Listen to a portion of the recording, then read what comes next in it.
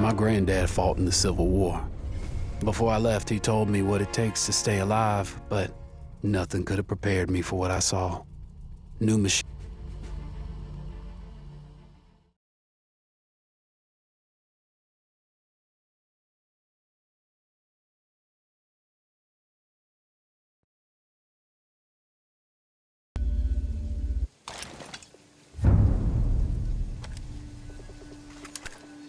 All right, son, we're all tired. But I need you to push ahead and clear the way for us. Off you go.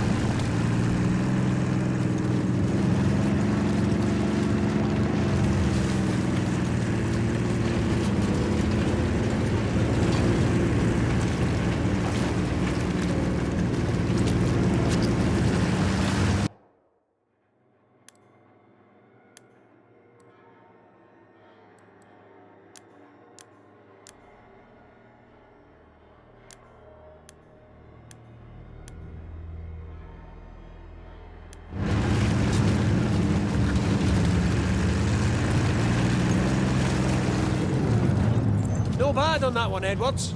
We're nearly out the woods now. Have a look at Bess. She needs some love and attention.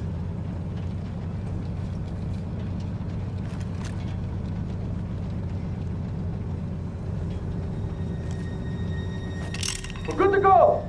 That'll do it! Well, according to the map, we should soon be out of these sod fields. We need to get across this here bridge. Then... On the bridge! Germans! Let 'em have it! Get a move on!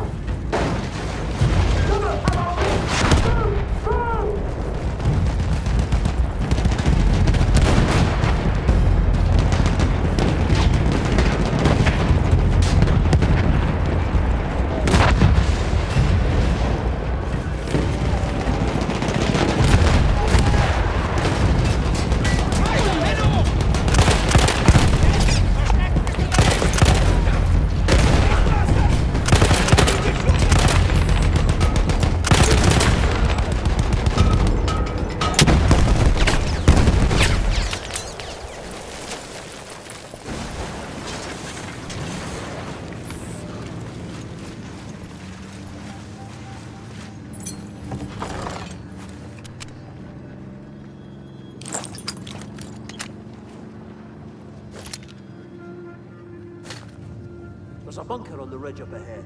Looks well defended, too. Those field guns could quickly ruin our day. You go in, clear out those guns. We'll move up and finish the job.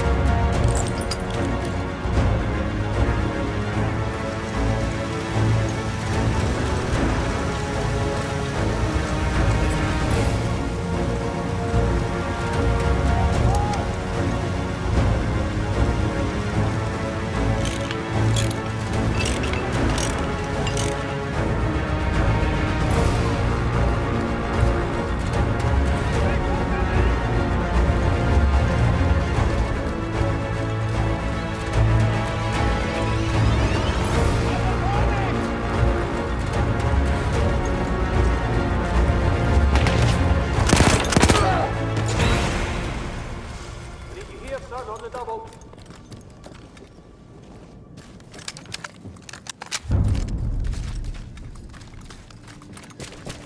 Well, that's enough fun and games for a Tuesday. Get in and drive, Edwards. Let's get out of here. That was outstanding, Edwards. You'll have yourself a medal if we get through this.